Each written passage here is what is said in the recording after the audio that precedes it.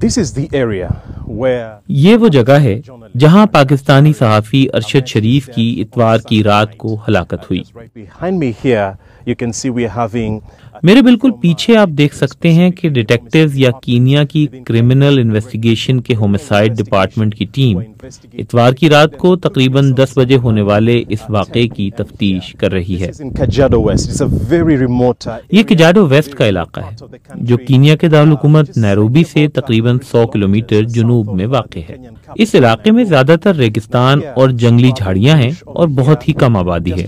کبھی کبھار مسائی کمیونٹی کے لوگ اپنے مویشیوں کے لیے گھاس اور پانی کی تلاش میں یہاں سے گزرتے نظر آتے ہیں۔ water and pasture. Now the official police ابھی تک آفیشیل پولیس سٹیٹمنٹ کے مطابق جس گاڑی میں ارشد شریف سفر کر رہے تھے وہ پولیس چیک پوائنٹ پر نہیں رکی تھی۔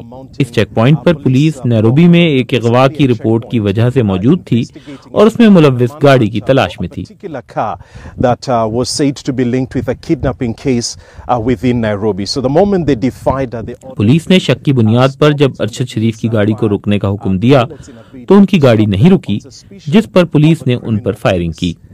اب جاری کردہ بیان میں کہا گیا ہے کہ یہ ایک غلط شناخت کا کیس ہے۔ identity. Now this has become a matter that has caused much اس معاملے نے نہ صرف کینیا میں ہی بلکہ دنیا بھر میں خاصی توجہ حاصل کی ہے۔ کینیا کی پولیس کا کہنا ہے کہ وہ اس کیس کی تفتیش کر رہی ہے۔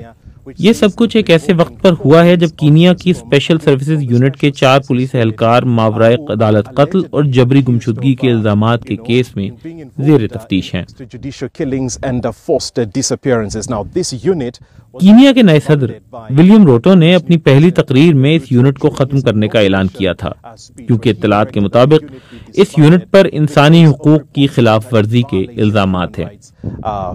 of human rights. اور یہ ایک ایسا مسئلہ بن گیا ہے جس نے نہ صرف کینیا میں میڈیا کوریج حاصل کی بلکہ کینیا سے باہر بھی اس بحث کو جنم دیا ہے کہ کینیا کی security authorities high profile murders میں مبینہ طور پر ملوث ہیں۔ that have taken place in Kenya.